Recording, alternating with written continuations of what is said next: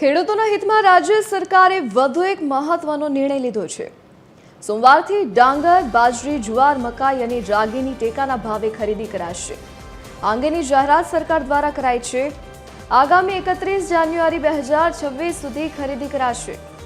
આ માટે તમામ જણસોની ખરીદી માટે રાજ્યમાં ખરીદ કેન્દ્રો નિયત કરાયા છે।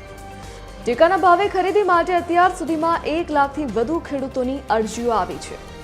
મોટા પ્રમાણમાં ખરીદી પણ થઈ ગઈ છે અને ખેડૂતોને 5 કરોડ જેટલું ચૂકવણું પણ કરી દેવાયું છે।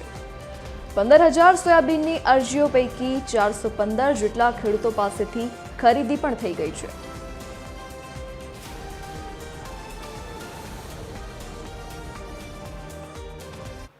આપણો અન્ન નાગરિક પુરવઠો સોમવારથી એની ખરીદીની શરૂઆત આપે મને કહ્યું છે, સાહેબે નિર્ણય કર્યો છે મુખ્યમંત્રી છે કે ડાંગરની પણ ખરીદી એ સોમવારથી શરૂ થઈ જવાની છે। બાજરી, જુવાર, મકાઈ, રાગી 1500 પ્રતિ હેક્ટર એ ખરીદીની શરૂઆત એ પણ થવાની છે।